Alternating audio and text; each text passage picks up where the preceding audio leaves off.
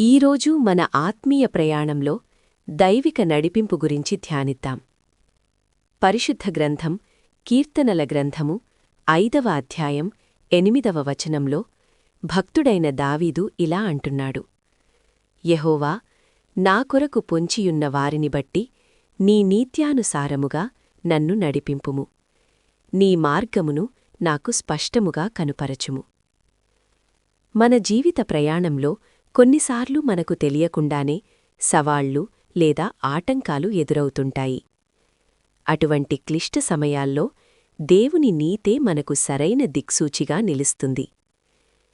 ఏ అపాయమూ మనల్ని తొట్రుపాటుకు గురిచేయకుండా ఉండాలంటే ఆయన పరిపూర్ణమైన మార్గదర్శకత్వం మనకు ఎంతో అవసరం.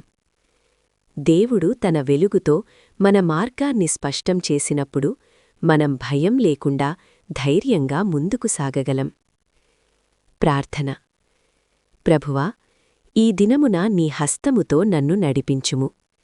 నా ముందున్న మార్గం అస్పష్టంగా లేదా ప్రమాదకరంగా అనిపించినప్పుడు నీవు నాకోసమెంచుకున్న బాటపై నీ వెలుగును ప్రకాశింపజెయ్యి.